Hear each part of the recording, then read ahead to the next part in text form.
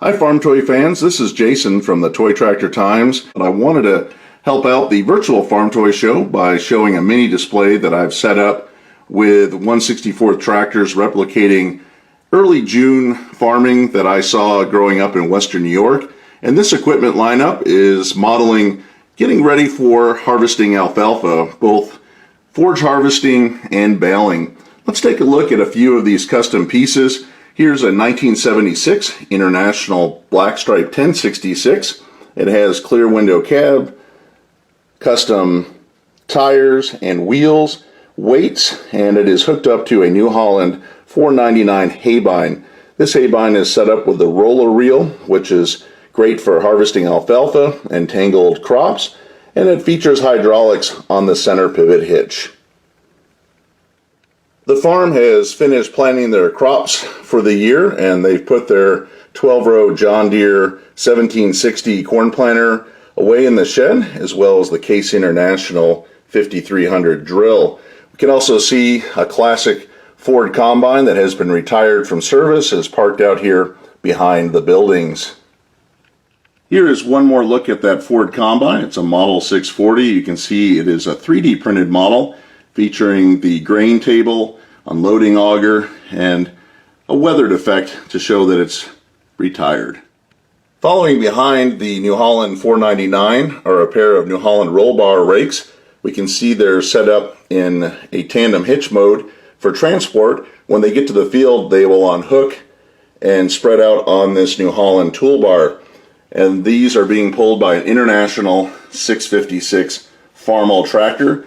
This is the gear drive model with that 706 style hood up front. Running ahead of the rakes is this International 3488 with 4-post ROPS, and it's pulling a pair of Peckway teders. These are used to fluff the windrows of hay to help them dry before they are raked ahead of the baler. Speaking of the baler, we can see an International 686 tractor back here with a John Deere 346 kick baler ready to head to the field. This farm is serious about forage harvesting, and they have a big New Holland 1600 pull-type chopper. This has the same capacity as a self-propelled Model 1900. We can see the farm is getting the hay head ready to put on this machine, and pulling it is a Case 2470 Traction King tractor. Tucked away back here is a Chevy Silverado and a Ford backhoe with 4-post ROPS.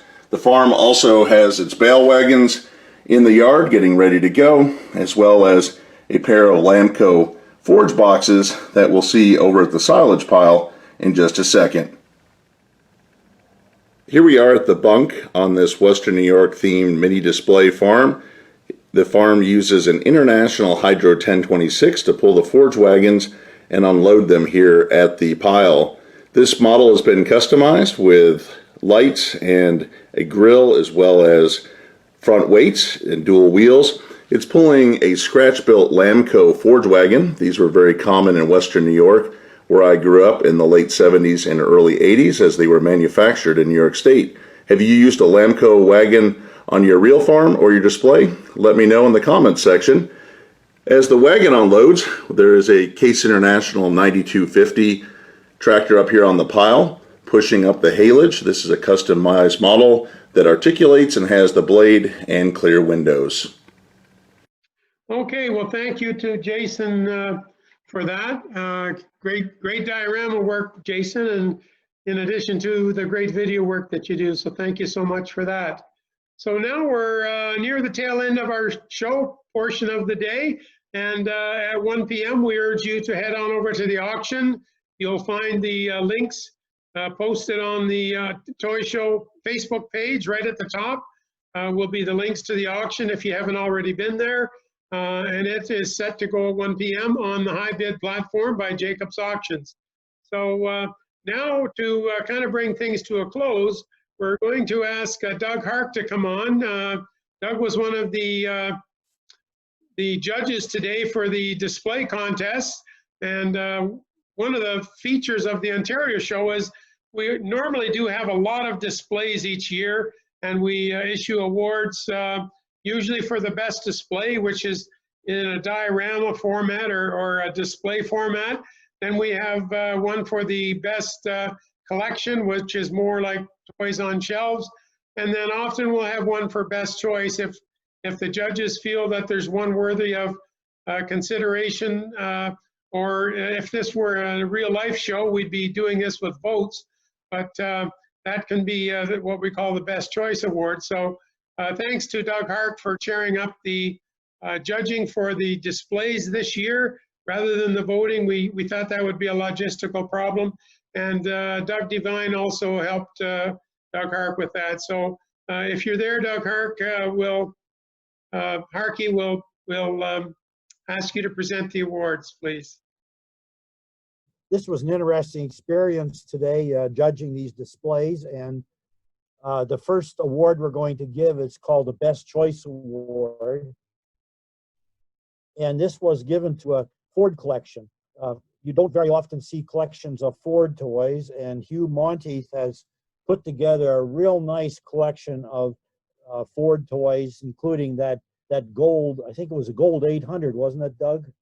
That was very unusual. So the Best Choice Award goes to Hugh Monteith's award. The next award goes to the Best Collection, and that goes to Frank Rakes. And if you looked at his video presentation, this was one of the most professional video presentations I've seen in a long time. It was just superb.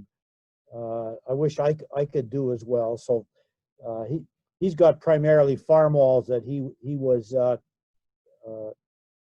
displaying, at least, so we have some good toys here today, the farm-alls.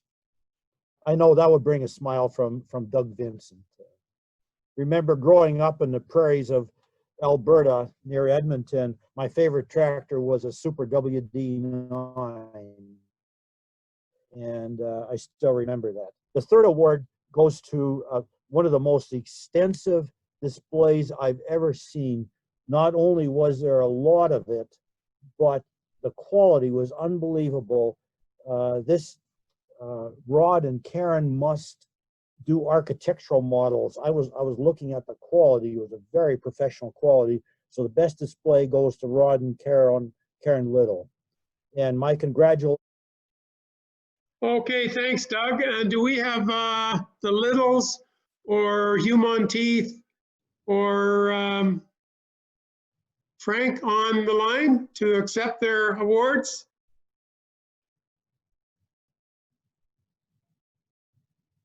No, I guess they've gone for lunch because they don't want to be late for the auction. So, well, thank you so much, everyone, for your participation today. Obviously, we've had a lot of volunteers who worked behind the scenes to put all this together. We've also had some of you who donated funds to help cover some of our expenses, in addition to the sponsors, and that all helps us work through Rotary to bring you this show. We're all disappointed, of course, we couldn't meet live, but we were determined to put something together for a show this year and an auction. And you can see the sponsors and the donors and the contributors and the volunteers all acknowledged on the Facebook Toy Show page. So please do take a moment to look at those posts and make a comment to thank those people who have been instrumental in helping us have a successful toy show in this virtual format. And we will, for those who asked, we will try and edit some of this show today and post it as archive videos in YouTube and likely link them to the Facebook page in the next few days. And for those who may not have been able to come today, that'll give them a chance. So please do comment and share on all of the Facebook posts that you see today, because they will be awarded at the end of the day for the prizes that you'll see listed on the Facebook page. And so head on over to the auction. Thank you so much to everyone on behalf of Doug Vincent and the Woodstock Oxford Toy Show gang, and also, of course, Karen Little, who's a big resource to help us with the administrative details. Thank you to everyone. Please acknowledge them on the Facebook page.